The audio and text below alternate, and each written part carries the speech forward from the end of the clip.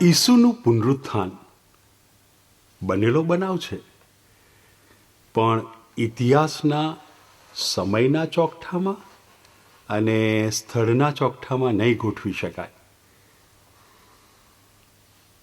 એ બનાવ એ ઇતિહાસ પરનો ટ્રાન્સ હિસ્ટોરિકલ, અને એટલે જ જ્યારે પીતર રોમન સેનાપતિ કર્નેલિયસના શહેરમાં કૈસરિયા મારિતીમાં એમના ઘરના પરોણા બને છે, ત્યારે આ વાક્ય ઉચ્ચારે છે, ઈસુ સજીવન થયા છે, પણ બધાને દર્શન દીધા નથી, માત્ર પસંદ કરાયેલી વ્યક્તિઓને.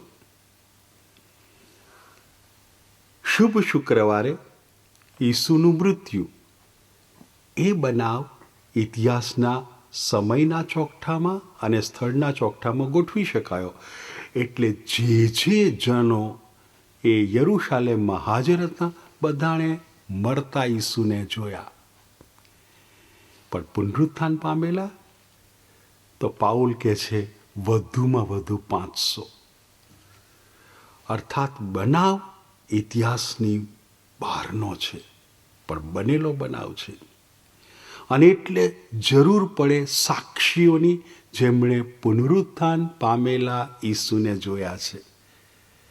અને છે એવું પહેલું પાત્ર એ પીતર. કર્નેલિયસને કહે છે, કર્નેલિયસ, એ સજીવન થયેલા ઈસુની સાથે બેસીને અમે ખાધું છે અને પીધું છે. અર્થાત એ પીતરનો આભાસ નથી, એ હેલ્યુસિનેશન નથી, એ ઇમેજિનેશન નથી, એ હકીકત છે, પણ સર્વને દેખાય એવી હકીકત નથી. અને એટલે આ સાક્ષીએ હવે કામ કરવાનું છે. તારે હવે પુનરુત્થાનની ઘોષણા કરવાની છે પીતર. અને સર્વલોકમાં, સર્વલોક એટલે સર્વ દેશોના, સર્વ ભાષાના, સર્વ વર્ણના, સર્વ વર્ગના, કોઈ બાકાત નહીં.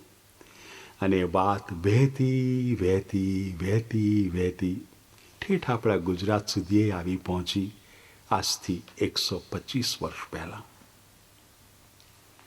સ્થળના ચોકઠામાં પુનરુત્થાનને ગોઠવવું ભારે પડશે, સમયના ચોકઠામાં ગોઠવવું ભારે પડશે. પણ મગદલા ગામની મરિયમ એ કબરે ગઈ છે રવિવારની વહેલી વહેલી સવારે, અને ત્યાં કબર ઉપરનો પથ્થર હટી ગયો છે. એટલે એ અનુમાન કરી લે છે મૃતદેહ કબરમાં નથી. એટલે એ બે બાકડી બની જાય છે. જો એને ખ્યાલ તો હતો પુનરુત્થાનનો, પણ અનુભવ હોત તો આ ઉઘડેલી કબર એને માટે ઇમરજન્સી, કટોકટી, આફત ના બનત. દોડી અને બે શિષ્યો આ બેનની આ કટોકટીને પ્રતિસાદ આપવા આવે છે. બાકીના 10 શું કરે છે, કે બાકીના 9 શું કરે છે, આપણે જાણતા નથી. પેલો યુવાન એ યોહાન છે, પણ એ નામોલ્લેખ નથી. ઉંમરવાળા પિતર છે. યુવાન પહેલો દોડે છે, જુએ છે, અને ત્યાં શણના પટ્ટા પડેલા જુએ છે, અને તરત જ અનુમાન કરે છે બેન મરિયમે જે તારણ કાઢ્યું એ સાચું નથી. મૃતદેહ છે જ નહીં, પુનરુત્થાન થયું છે. પણ અંદર ન પ્રવેશાય, કારણ કે વડીલ આવવાના બાકી છે. વડીલ પ્રવેશે છે, અને વડીલ પ્રવેશે છે એમના દ્રષ્ટિમાં, એમના જોવામાં પેલા શણના પટ્ટા આવે છે, અને પેલો રૂમાલ માથે ઓઢાડેલો વાળીને જુદો મૂકેલો છે. અફવાથી શબ ચોરી ગયા, અફવા ફેલાવી, શિષ્યો આવીને શબ ચોરી ગયા.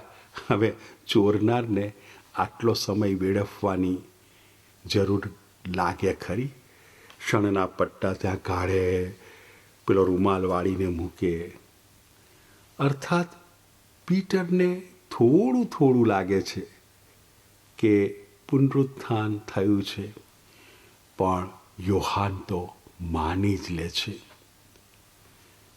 એક પાઠ ભણવા મળે છે. God is to be experienced, not to be reasoned out. આ ઇતિહાસ પરની વાત છે ને, એટલે ચાવી માટે શ્રદ્ધા જોઈશું, રીઝનિંગ, લોજિક, કારણો નહીં. જુઓ, હવે આપણે ખેડૂત ભાઈઓ પાસે જઈએ.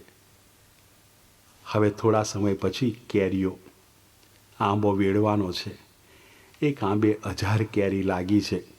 એ ક્યારે વેડશે આંબો? પહેલી કેરી પાકીને નીચે પડે ત્યારે. એને શાખ પડી કહેવાય. શાખ એટલે સાક્ષી. કયો સાક્ષી? બાકી રહેલી 999 કેરી ભલે નાની લાગતી હોય, ભલે કાચી લાગતી હોય, એ બધી પાકવાની ને પાકવાની, આને કહેવાય સાક્ષી. એટલે જો એક શાખ પડી, એ ઈસુ, એનું પુનરુત્થાન થયું. હવે બાકી રહેલા બધા આપણું પુનરુત્થાન થવાનું ને થવાનું જ. મારે જો તાજ હોટલમાં જમવા જવાનું હોય ને, મને કહેવામાં આવે ને, તો હું તાજ હોટલમાં જવા માટે કયા વસ્ત્રો પહેરીશ ને એ તૈયારી કરીશ, કયા પગરખાં પહેરીશ એ તૈયારી કરીશ, ત્યાં કેવું વર્તન કરીશ એની પ્રેક્ટિસ કરીશ. તાજ હોટલમાં જવાનું છે એટલે મારું આખું વર્તન, મારી આખી તૈયારી બદલાઈ જશે. મારું પુનરુત્થાન થવાનું છે. જે ઘડીએ આ બાંયધરી મળી જાય, જે ઘડીએ આ ગેરંટી મળી જાય, મારું આખું જીવન એની તૈયારીમાં લાગી જાય. પુનરુત્થાન ફળ નથી, મારી મહેનતનું ફળ નથી. પુનરુત્થાન એ ફળ છે જે મફતમાં મળે છે. આ ફળ મને મહેનત કરવાની પ્રેરણા આપે છે. અને એટલે એ પિતર હવે ઈસુની માફક ક્રૂસે લટકાવવા તૈયાર થઈ જાય છે. એ મગદલાની મરિયમ યરૂશાલેમથી પોકાર કરે છે. એ પ્રેષિતો ઈસુના નામનો આલેખ પૈગામ લઈને ભારત સુધી આવે છે. અને આજે તમે ને હું એ જ ઈસુને પુનરુત્થાન થયેલા જાહેર કરીને જગને કહીએ છીએ, આપણે બધા સુરક્ષિત છીએ. પ્રભુનો જય જયકાર.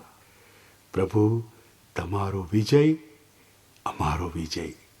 તમને અભિનંદન.